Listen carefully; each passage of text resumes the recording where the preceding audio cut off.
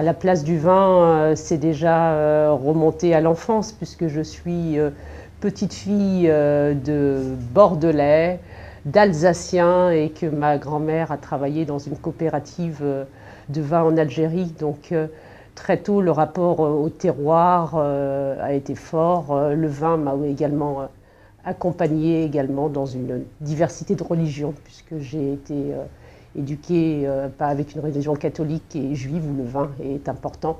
Et petite, je ne comprenais pas que quand j'allais dans une église, je ne pouvais pas aller goûter le vin lors de la communion. Et également dans la religion juive, il y avait un moment qui me frustrait beaucoup.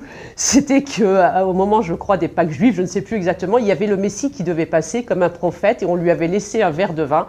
Et le matin, j'allais voir et j'étais sûre qu'il avait bu le vin. Voilà, c'est plutôt des anecdotes qui remontent à l'enfance et qui m'ont ensuite donné envie, bien sûr, de partager le vin avec mes proches. Je viens d'un univers qui est l'univers du textile.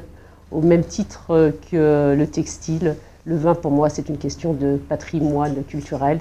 Il permet de mettre du lien entre les gens, d'éduquer, de remettre la qualité au centre et de diffuser tout le patrimoine de la France à l'étranger.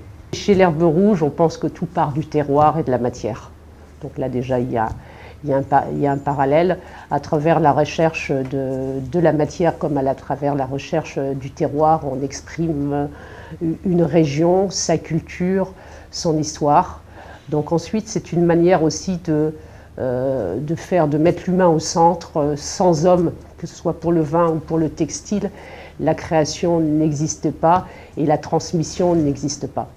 Je pense que les belles valeurs de la France passent par l'éducation.